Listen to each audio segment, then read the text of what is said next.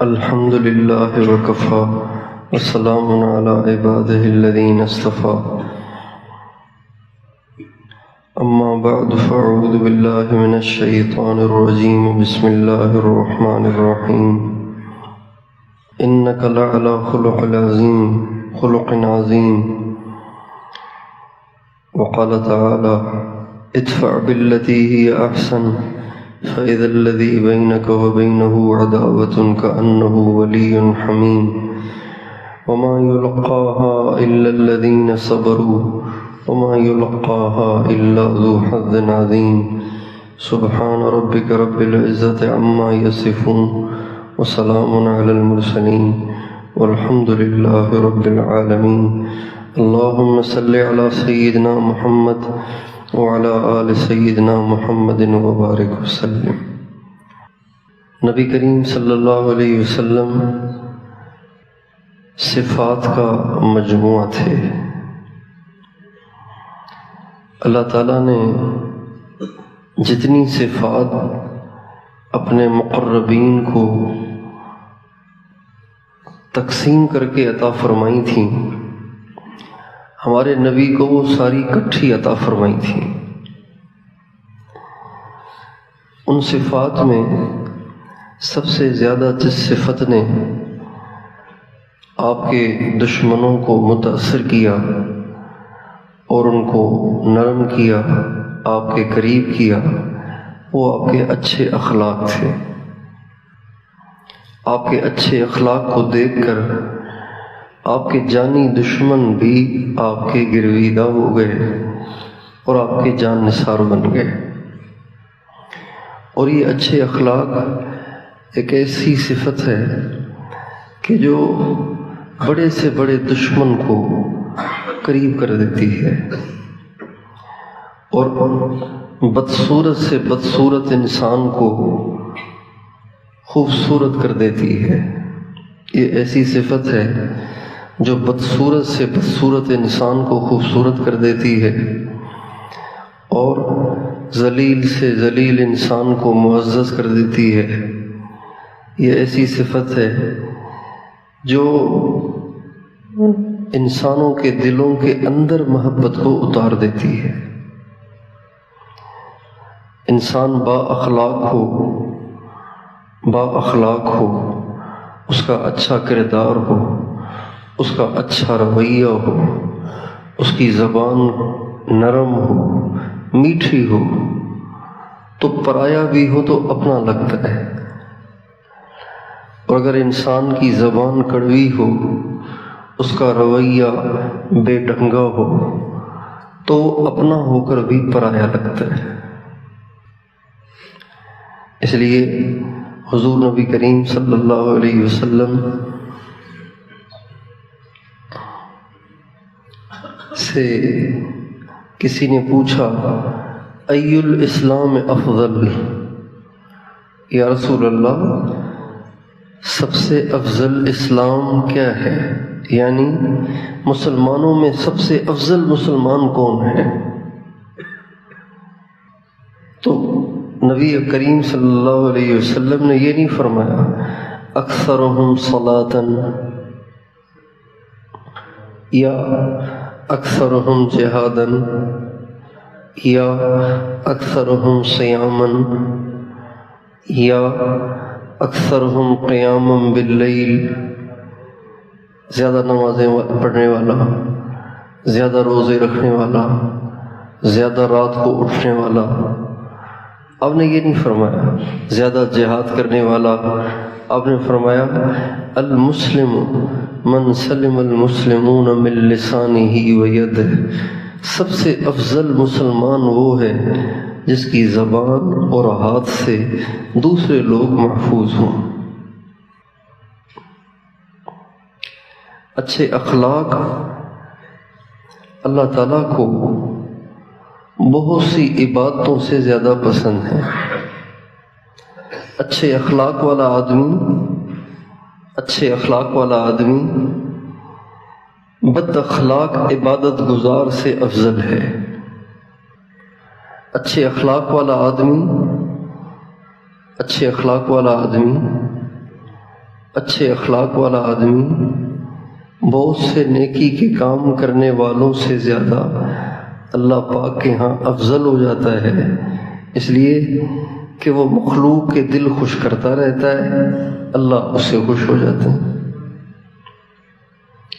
اس لیے جو لوگ دین کی خدمت میں کسی نہ کسی طریقے سے لگے ہوتے ہیں، چاہے وہ تبلیغ کے کام کے حوالے سے ہو یا مدرسے میں پڑھنے پڑھانے کے حوالے سے ہو یا کسی خانقاہ سے متعلق ہو کر کسی شیخ سے اپنی تربیت اور تزکیہ کروا رہے ہوں، یعنی راہ معرفت کے سالک ہوں، ان کے لیے لازم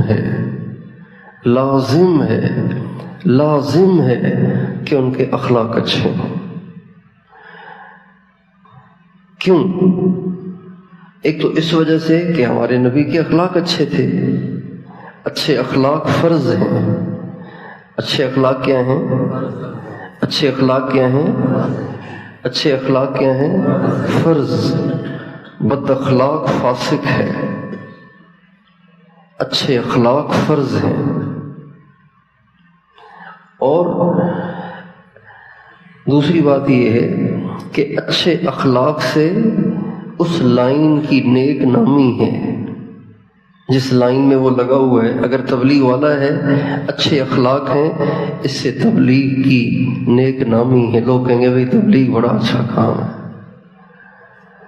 اگر مدرسے میں پڑھتا ہے پڑھاتا ہے، اچھے اخلاق ہوں گے، لوگ کہیں گے بھئی مدرسے میں پڑھنا چاہیے، دیکھو ان کے کتنے اچھے اخلاق ہیں، مدرسے کی نیک نامی ہے۔ اگر راہ معرفت کا سالک ہے، کسی خانقاہ سے متعلق ہے، اچھے اخلاق ہوں گے، لوگ کہیں گے بھئی دیکھو نا یہ ان سے بیعت ہو گیا، اس کے اخلاق کتنے اچھے ہوئے ہیں۔ نیک نامی ہے، دین کی نیک نامی ہے، اور بد اخلاقی میں دین کی بدنامی ہے۔ تبلیغ کا کام کر رہا ہے اور بد اخلاق ہے، لوگ کہیں گے تبلیغ ایسے ہی ہے بس۔ یہ ہے نا کام تبلیغ والوں کے، یہ ہے نا کام مدرسے والوں کے، یہ ہے نا کام خانقاہ والوں کے۔ تو جس لائن میں وہ لگا ہوا ہے اس لائن کی بدنامی ہے بد اخلاقی کی وجہ سے۔ اس لیے اچھے اخلاق ہمارے نبی کی صفات میں سے سب سے زیادہ نمایاں صفت ہے۔ اللہ تعالیٰ نے ہمارے نبی کی بہت سی صفات کو اپنے قرآن میں بیان کیا ہے۔ چنانچہ اللہ تعالیٰ فرماتے ہیں لَقَدْ جَاءَكُمْ رَسُولٌ مِّنْ أَنفُسِكُمْ عزیز علیہ ما عنتم حریص علیکم بالمؤمنین رؤوف الرحیم انا ارسلناک شاہدا ومبشرا ونذیرا وداعیا الی اللہ باذنہ وسراجا منیرا۔ یہ ہمارے نبی کی صفات ہیں۔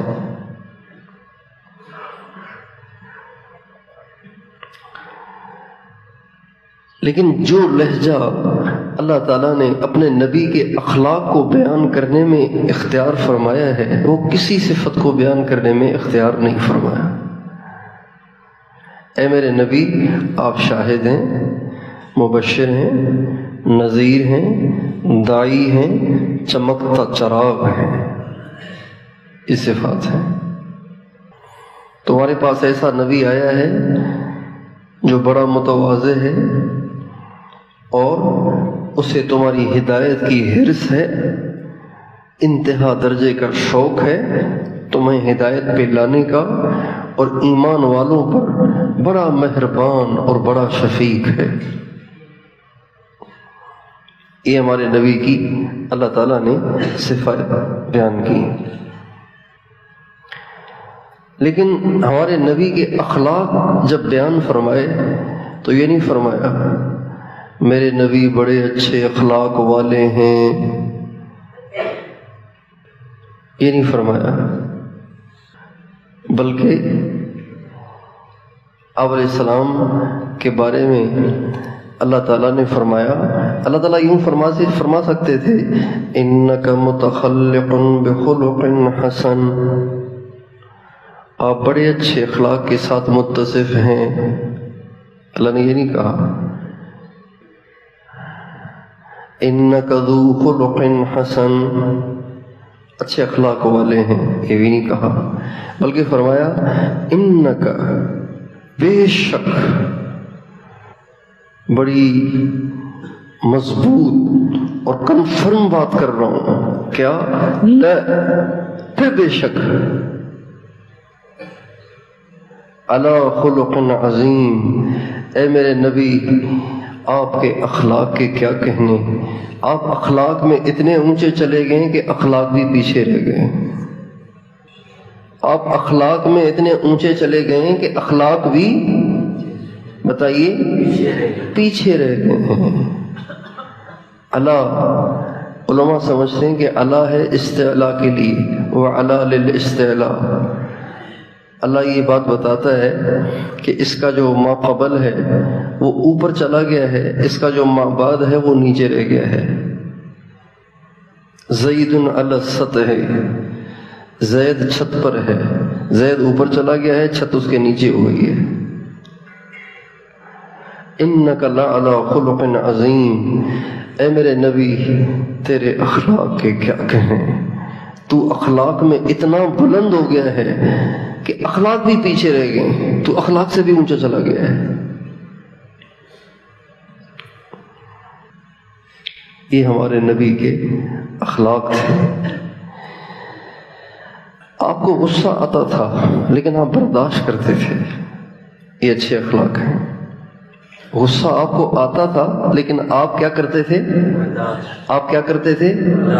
یہ کرنا ہے سالک کو، سالک کو یہ کرنا ہے۔ غصہ آئے گا، امام شافعی فرماتے ہیں جیسے غصے کی بات پہ غصہ نہ آئے وہ تو گدھا ہے۔ غصہ آئے گا لیکن برداشت کرنا ہے، پینا ہے۔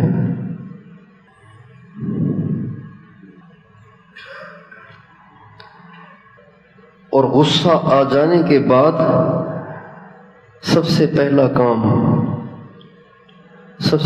کام جب آپ کو غصہ آ رہا ہو نا، سب سے پہلا کام دل ہی دل میں نیت کریں، بولنا نہیں، اپنی زبان پہ ایسا تالا لگا دیں کہ جس کی چابیاں کسی سمندر میں پھینک دیں۔ غصہ آئے گا، غصے کی بات پہ غصہ آتا ہے، لیکن اس پہ خاموش رہنا، نہ بولنا، پی جانا۔ بعض لوگ غصہ آتا ہے تو پھر کرتے کچھ نہیں لیکن کہتے ہیں تبلیغ میں ہوں اس لیے چھوڑ رہا ہوں، گھر ہوتا تجھے بتا دیتا، تو کہہ تو دیا سب کچھ، باقی رہ کیا گیا۔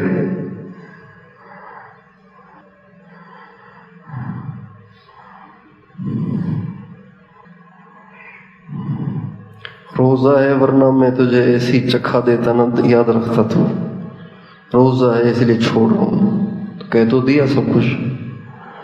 دریا کو کوزے میں بند کر دیا، سارے غصے کو 2 جملوں میں نکال دیا۔ تو غصہ سب کو آتا ہے لیکن غصے کو پینا یہ کمال ہے۔ غصہ آئے ہی نہیں تو پھر پیے گا کیا؟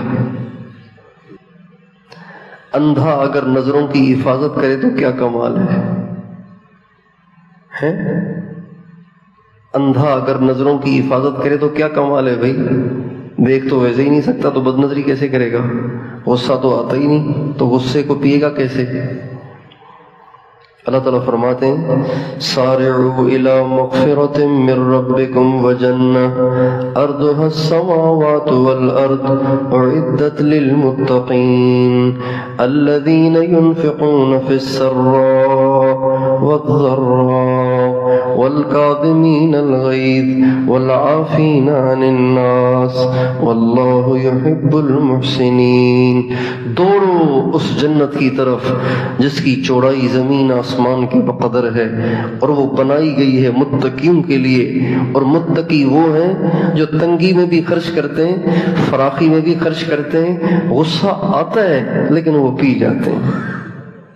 آتا تو ہے متقیوں کو غصہ، لیکن وہ نکالتے نہیں ہیں۔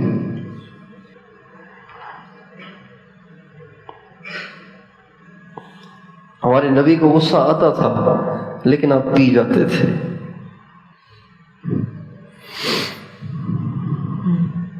اور اس کی آسان صورت پتہ ہے کیا ہے؟ غصے کو پینے کی آسان صورت۔ غصہ کیوں آتا ہے؟ کسی ناگواری کے پیش آنے پر۔ انسان ناگواری پیش آئے تو ہمیشہ یہ سوچے کہ اللہ کی طرف سے ہوا ہے، پھر غصہ کرنے کی گنجائش نہیں رہے گی۔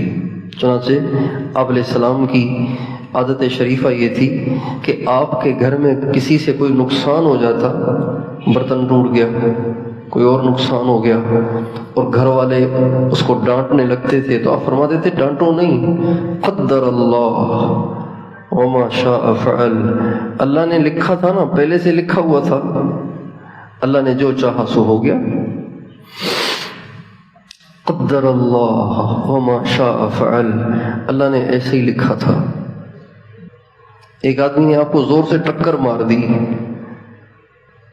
تو یہ جو ٹکر آپ کو لگی ہے یہ لکھی ہوئی تھی کہ نہیں تھی؟ آپ سے پوچھتا ہوں بھائی، لکھی ہوئی تھی کہ نہیں تھی، یا یہ لکھے ہوئے میں اضافہ ہو گیا ہے؟ آپ سے پوچھتا ہوں، سارے بتائیے، لکھے ہوئے میں اضافہ ہو گیا ہے؟ اللہ نے جو لکھا تھا اس میں اس شخص نے اضافہ کر دیا ہے۔ ہمارے نبی کا ارشاد ہے، رفعت الاقلام وجفت الصحف، جس قلم سے اللہ نے لکھنا تھا نا وہ قلم اٹھ چکا ہے، اب مزید اضافہ نہیں ہوگا اس میں۔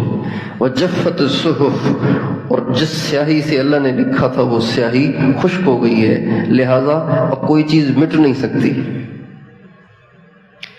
ٹکر لگ گئی ہے تو کہہ دیں لکھا ہوا تھا، تو غصہ ٹھنڈا پڑ جائے گا۔ یہ عادت بنا لیں۔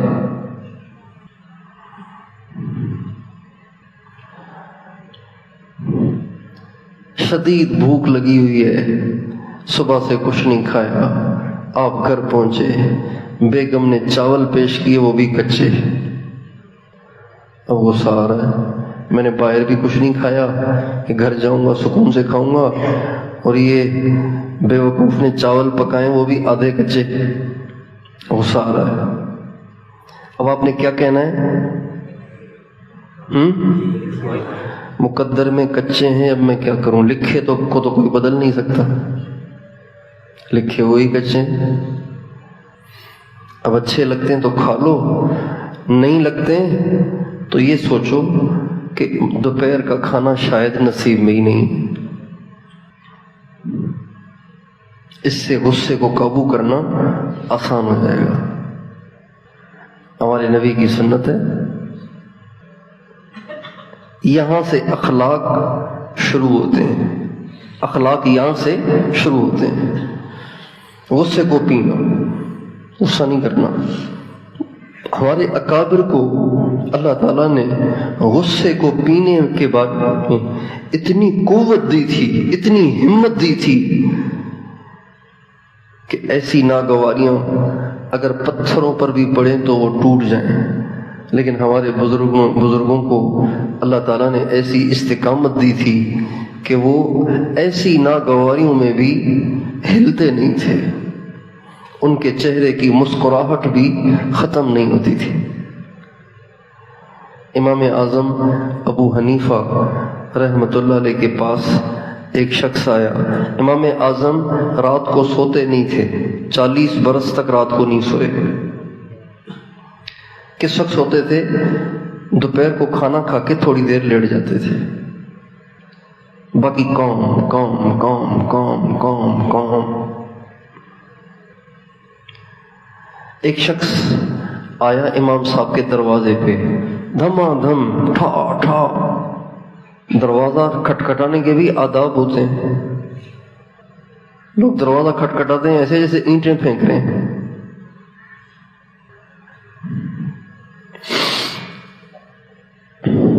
کسی کے گھر کے دروازے پہ جانے کے بھی آداب ہیں. درمیانی آواز کے ساتھ کھٹکھٹا لیں ایک دفعہ، تھوڑی دیر صبر کر کے پھر دوسری دفعہ، پھر تھوڑی دیر صبر کر کے پھر تیسری دفعہ. جواب نہ ملے واپس چلے جائیں. یہ قرآن پاک کا حکم ہے. اور اگر کسی کے گھر کے دروازے کی دیواریں چھوٹی ہوں، گھر کی آوازیں باہر آتی ہوں، تو کھٹکھٹا کے الگ چلے جاؤ. کھٹکھٹاؤ پھر الگ چلے جاؤ، تھوڑا فاصلے پہ دور چلے جاؤ. کہیں ایسے نہ ہو کہ اندر سے عورت کہے بیٹے کو، بیٹا دیکھو دروازے پہ کون ہے، تو آپ تو اندر کی آوازیں سن رہے ہیں.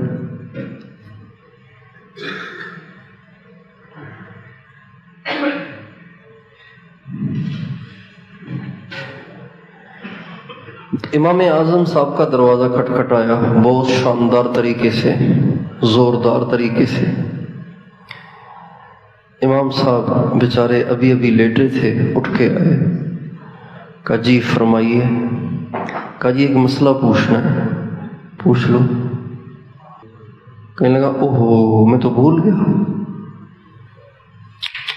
میں تو بھول ہی گیا، استغفر اللہ. اچھا بھائی ٹھیک ہے، جب یاد آئے تو پوچھ لینا. وہ چلا گیا. امام صاحب آ کے لیٹ گئے. تھوڑی دیر کے بعد دوبارہ ٹھا ٹھا ٹھا، پھر تشریف لائے. ہاں جی ہاں جی. کہا جی مسئلہ یاد آ گیا تھا تو میں نے کہا پوچھ لوں. تو یہ نہیں کہا کہ پاگل کہیں کہ تم یہی ٹائم ملا تھا تمہیں، بھائی تم نماز بھی مل لیتے نا میرے سے. یہ نہیں فرمایا. فرمایا جی پوچھو. کہا جی اوہو میں تو بھول گیا. فرمایا ٹھیک ہے جب یاد آئے تو پوچھ لینا. حضرت دوبارہ جا کے لیٹ گئے. وہ تیسری دفعہ ٹھا ٹھا ٹھا. حضرت تشریف لائے. ہاں جی. کہا جی وہ مسئلہ یاد آ گیا تھا. تو یہ نہیں فرمایا یار تمہارا دماغ تو ٹھیک ہے، پاگل مسئلہ پوچھنے آتا ہے یہاں کے بھول جاتا ہے. خامخواہ میری نیند خراب کر رہا ہے، یہی تو وقت ہوتا ہے میرے سونے کا. یہ نہیں فرمایا. ہاں پوچھو. کہا جی وہ پاخانہ جو ہے نا، پاخانہ وہ میٹھا ہوتا ہے کڑوا ہوتا ہے؟ پاخانہ کیا ہوتا ہے بتاؤ نا یار. اب یہ کوئی مسئلہ ہے بتائیے. امام صاحب نے بشاشت سے فرمایا جب تازہ ہو تو میٹھا ہوتا ہے، جب سوکھ جائے تو کڑوا ہوتا ہے. تو اس نے کہا آپ نے چکھ کے دیکھا ہے کیا؟ آپ نے کبھی چکھا ہے کیا؟ آپ ذائقہ بتا رہے ہیں. فرمایا بشاشت سے فرمایا جب میٹھا ہوتا ہے تو اس پہ مکھی بیٹھتی ہے، مکھی میٹھے پہ بیٹھتی ہے. جب خشک ہو جائے تو مکھی نہیں بیٹھتی، اس لیے کہ وہ کڑوا ہو جاتا ہے. تو اس نے زور سے کہا واہ واہ واہ امام صاحب میں تو آپ کا صبر چیک کرنے آیا تھا، میں نے تیرے صبر کی بڑی تعریفیں سنی تھیں، میں جان گیا کہ آپ کا صبر بے شک بہت زیادہ ہے. والکاظمین الغیظ والعافین عن الناس واللہ یحب المحسنین. اس کی ہم مشق کریں. یہ جتنے سالکین ہیں نا اس کی مشق کریں. غصہ آئے نکالنا نہیں ہے، بس سر جھکا کے بیٹھ جاؤ. اوپر سے گالیاں پڑ رہی ہیں، ڈانٹ پڑ رہی ہے، ملامت ہو رہی ہے، لان تان ہو رہا ہے، آپ اپنے دل کی طرف توجہ کر کے بیٹھ جاؤ وقوف قلبی کے ساتھ. اللہ کے انوارات میرے دل میں اتر رہے ہیں، دل کی گندگی دور ہو رہی ہے، دل اللہ اللہ کہہ رہا ہے. گالیاں دینے والا گالیاں دے دے کے تھک جائے گا، آپ لگے رہیں مراقبے میں. اس کی مشق کریں. یہ اخلاق کی ابتدا ہے. غصہ آئے گا تو صحیح، نکالنا نہیں۔ مشق کریں گے اس کی، زندگی رہی تو اخلاق کے جو آگے کے درجات ہیں اس کی بھی کسی دن بات آ جائے گی۔ ٹائم تھوڑا ہے، صبح کو نشست مختصر ہوتی ہے۔ اللہ تعالیٰ مجھے بھی اس کی توفیق دے، آپ کو بھی اس کی توفیق دے۔ عام طور پہ غصہ آنے کی چند وجوہ ہیں، وہ بھی سن لیجیے۔ ایک تو غصہ اس کو زیادہ آتا ہے جو اپنی نیند پوری نہیں کرتا، وقت پہ نہیں سوتا۔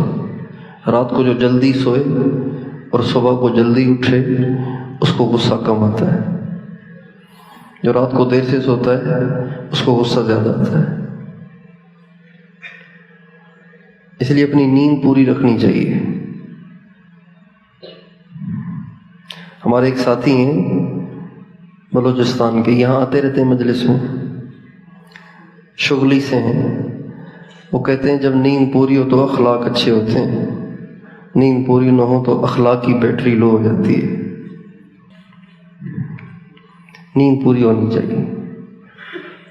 بعض ساتھی نیند میں کوتاہی کرتے ہیں، نیند میں کوتاہی نہیں کرنی چاہیے۔ 7 گھنٹے کم از کم سونا چاہیے، 6 گھنٹے رات کو، 1 گھنٹہ دن کو،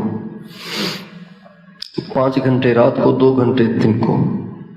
5 گھنٹے سے کم نہیں سونا چاہیے رات کو۔ رات کی نیند بڑی اچھی ہوتی ہے، نیند پوری کریں۔ جو نیند پوری نہیں کرتے ان کو غصہ آتا ہے، ایک۔ دوسرا، جو لوگ زیادہ گرم چیزیں کھاتے ہیں نا تو ان کو بھی غصہ زیادہ آتا ہے۔ مرچیں زیادہ کھاتے ہیں تو خود بھی مرچ بنے رہتے ہیں۔ زیادہ گرم چیزیں کھانے والے کو غصہ بھی زیادہ آتا ہے۔ گرم چیزیں کھا کے آدمی ٹھنڈا ہوگا گرم ہوگا؟ بھائی گرم چیزیں کھا کے آدمی ٹھنڈا ہوگا گرم ہوگا؟ گرم ہوگا نا۔ ٹھنڈی چیزیں کھانی چاہیے۔ ٹھنڈی سے مراد یہ نہیں کہ فریزر میں رکھی ہوئی، ٹھنڈی سے مراد ٹھنڈی تاثیر والی چیزیں، لسی پئیں، دودھ پئیں، سبزی کھائیں، پتلی دال کھائیں، چنے کی دال نہ کھائیں، بہت غصہ آتا ہے چونکہ اس میں گیس ہے۔ مٹر نہ کھائیں، اس میں بہت غصہ ہے۔ ٹھنڈی چیزیں کھائیں۔ گرم چیز کبھی کھانی پڑ جائے تو اس کے ساتھ ٹھنڈی چیز ملا کے کھانا سنت ہے۔ ہمارے نبی کھجور کھا رہے تھے، لیکن کھجور کھا رہے تھے کھیرے کے ساتھ، اور آپ فرما رہے تھے ایک ہاتھ سے کھجور ایک ہاتھ سے کھیرا، یوں کھجور ڈالی یوں کھیرا ڈالا، یوں کھجور ڈالی یوں کھیرا ڈالا، اور آپ فرماتے تھے یہ گرم ہے یہ ٹھنڈی ہے، اس کی گرمی کو اس کی ٹھنڈک سے، اس کی ٹھنڈک کو اس کی گرمی سے معتدل کر رہا ہوں۔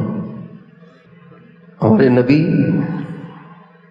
صرف صوفی نبی نہیں تھے، مجاہد بھی تھے، دائی بھی تھے، معلم بھی تھے، اور طبیب بھی تھے، حکیم بھی تھے، جامع تھے۔ حضرت علی بخار سے ابھی اٹھے تھے۔ حضرت علی کو ہمارے نبی نے دیکھا کھجور کھاتے ہوئے، فرمایا بخار سے ابھی اٹھے اور کھجور کھا رہے ہو؟ یہ بات حکیم کرے گا نا، عام آدمی تو نہیں کرے گا۔ کیوں؟ اس لیے کہ کھجور ثقیل غذا ہے، بھاری غذا ہے۔ سوتے وقت کھجور نہیں کھانی چاہیے، اس لیے کہ آپ لیٹ جائیں گے، ہضم کیسے ہوگی؟ ثقیل غذا ہے۔ سوتے وقت سوہن حلوہ ملتان والا وہ نہیں کھانا چاہیے، بھاری ہوتا ہے۔ سوتے وقت کشتہ نہیں کھانا چاہیے، گوشت نہیں کھانا چاہیے سوتے وقت، اس لیے کہ بھاری غذا ہے، ہضم نہیں ہوگی، پیٹ میں پڑی رہے گی، سڑ جائے گی، گرمی پیدا ہوگی، شہوت ہوگی، غصہ آئے گا، یہ ساری خرابیاں پیدا ہوں گی، گیس پیدا ہوگا۔ تو حضرت علی ابھی بخار سے اٹھے تھے اور کھجور کھا رہے تھے۔ آپ نے فرمایا ابھی تو بخار سے اٹھے اور کھجور کھا رہے ہو؟ حضرت علی نے فوراً ہاتھ روک لیا۔ اس سے علماء نے مسئلہ نکالا ہے کہ پرہیز واجب ہے اس حدیث سے۔ تھوڑی دیر میں دلیا آیا، حریرہ دلیا ٹائپ کھانا آیا، نرم سا۔ جب وہ آیا اور ہمیں علی یہ کھاؤ، یہ تمہارے لیے زیادہ نافع ہے، کل فإنه انفع لك، یہ کھاؤ، یہ تمہارے لیے زیادہ فائدے مند ہے۔ ہمارے پاس ساتھی، ہم جاتے ہیں نا آگے پیچھے جماعت میں، نصرت میں، کسی سے ملنے کے لیے، تو ہمارے ساتھیوں کو ساری زندگی یقین یاد نہیں رہتا، اس موقع پہ یقین یاد آ جاتا ہے، دسترخوان پہ یقین ان کا مضبوط ہو جاتا ہے۔ بھائی مجھے پرہیز ہے، کہ نہیں اللہ سے ہوتا ہے، کھاؤ۔ تو میں کہتا ہوں جب اللہ سے ہوتا ہے تو کھانے کی ضرورت ہی نہیں، جب ہوتا ہی اللہ سے ہے تو پھر آپ کیوں مجبور کر رہے ہیں؟ اللہ اس کے بغیر ذائقہ نہیں دے سکتا مجھے، اللہ اس کے بغیر بھوک نہیں مٹا سکتا میری، اللہ سے ہوتا ہے۔ بہت زور کرتے ہیں، کل بھی ایک جگہ بہت زور دیا کہ کھاؤ کھاؤ کھاؤ، اللہ خیر کرے گا، خیری کی وجہ سے تو نہیں کھا رہا ہوں۔ تو ایسے نہیں کرنا چاہیے، یہ ہمارے نبی کی تعلیمات کے خلاف، یہ جاہلانہ باتیں ہیں۔ سر میں درد ہوگا تو سب سے پہلے بھاگ کے جائیں گے میڈیکل اسٹور پہ، اس وقت نہیں کہیں گے اللہ سے ہوتا ہے۔ دسترخوان پہ کوئی پسندیدہ غذا آ جائے گی، کہیں گے اللہ سے ہوتا ہے، کھاؤ۔ ہمارے ساتھ ایک شوگر کے مریض سے، بہت ہائی شوگر رہتی تھی ان کی، تو ہم جس علاقے میں چل رہے تھے وہاں ہمیں کھجوروں کے کٹوں کے کٹے ملتے تھے، ہدیے میں پیکٹ ملتے تھے، کٹے ملتے تھے۔ ہم صبح کو اٹھتے تو ایک پیکٹ غائب، اگلے دن پھر پیکٹ غائب۔ ہم کہتے یار یہ پیکٹ کون لے جاتا ہے؟ تو پتہ چلا وہ شوگر کا مریض رات کو چپ کے اٹھ کے کھا لیتا ہے۔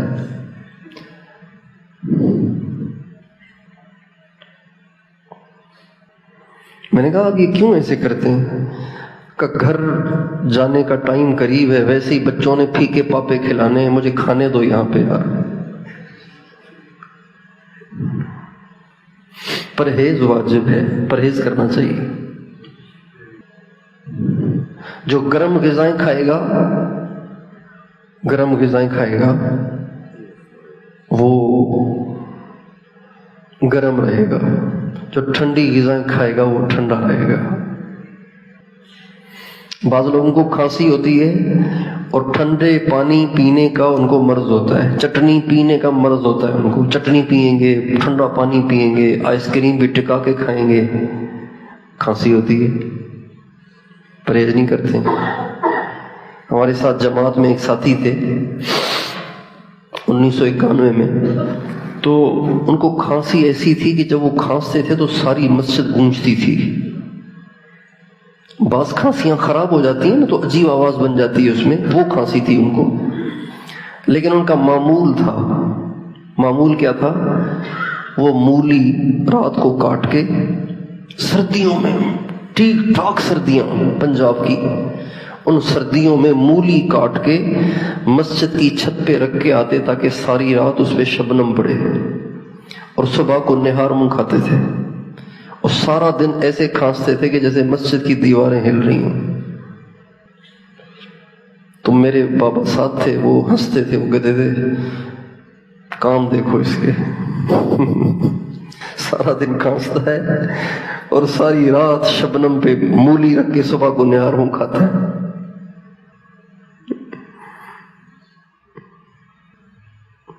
ٹھنڈی غذائیں، گرم غذائیں کھانے والے کو غصہ زیادہ آتا ہے۔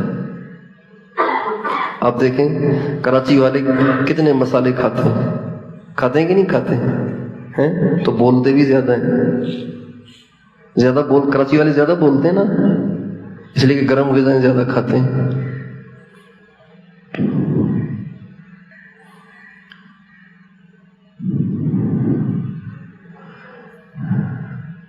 اس لیے گرم غذاؤں سے بچنا ہے۔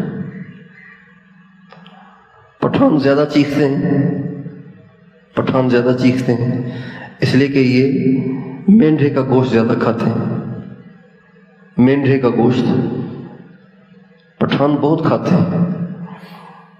میرے ساتھ تو سینکڑوں دفعہ تجربہ ہوا ہے۔ میں کہتا ہوں بھائی مجھے بڑے کا گوشت من ہے، وہ کہتے ہیں چھوٹے کا ہے۔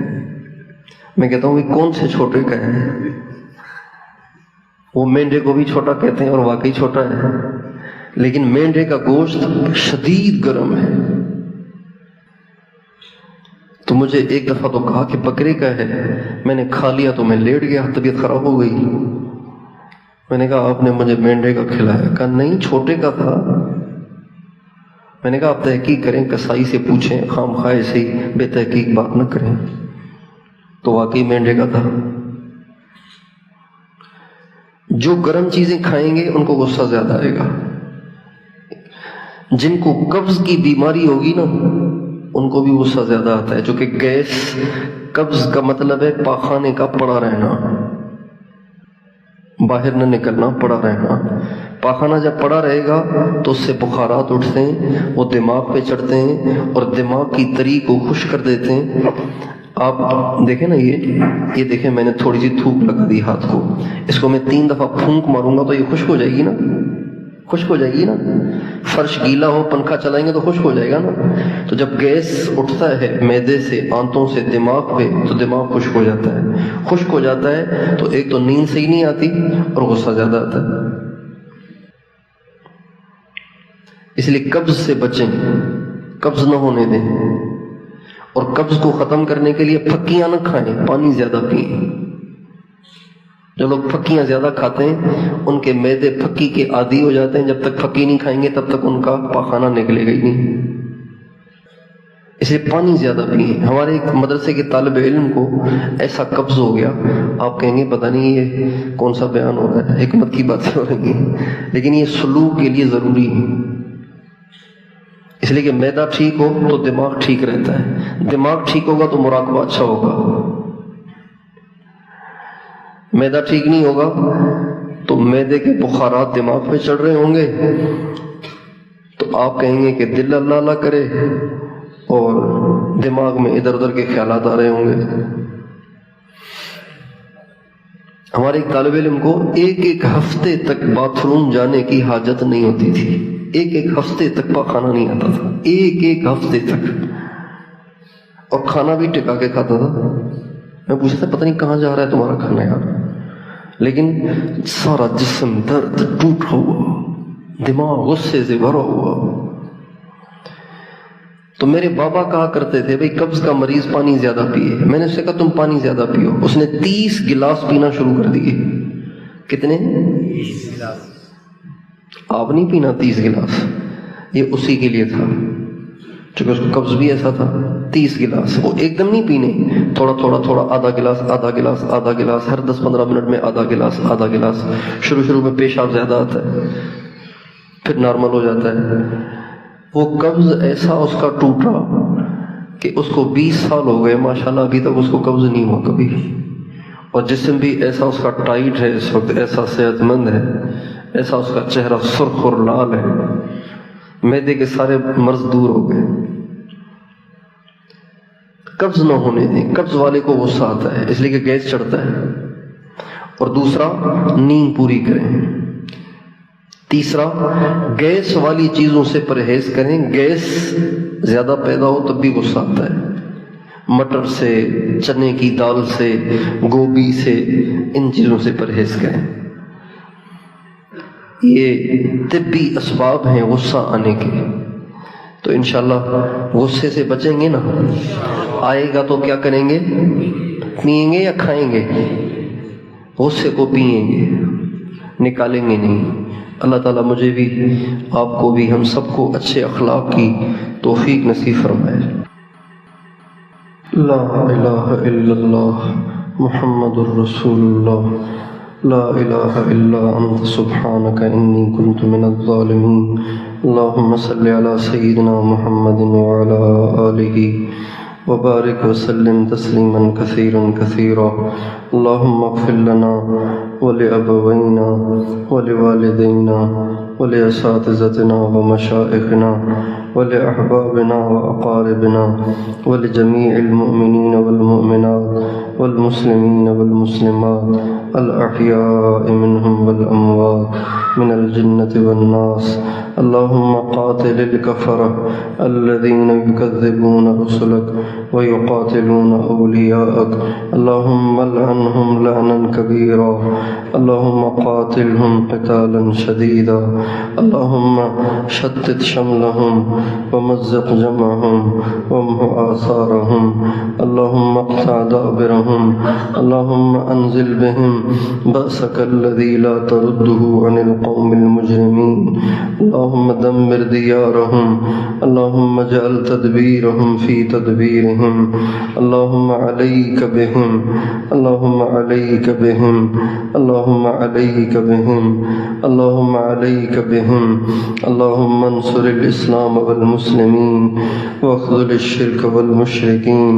اللهم انصر الإسلام وأنصاره واخذل الشرك وأشراره. اللهم إنا نجعلك في نحورهم ونعوذ بك من شرورهم. اللهم اكفناهم بما شئت. اللهم إنا نسألك من خير ما سألك منه نبيك محمد صلى الله عليه وسلم ونعوذ بك من شر ما استعاذك منه عبدك ونبيك محمد صلى الله عليه وسلم وأنت المستعان وعليك البلاغ ولا حول ولا قوة إلا بالله. آمين. وصلى الله على النبي الكريم.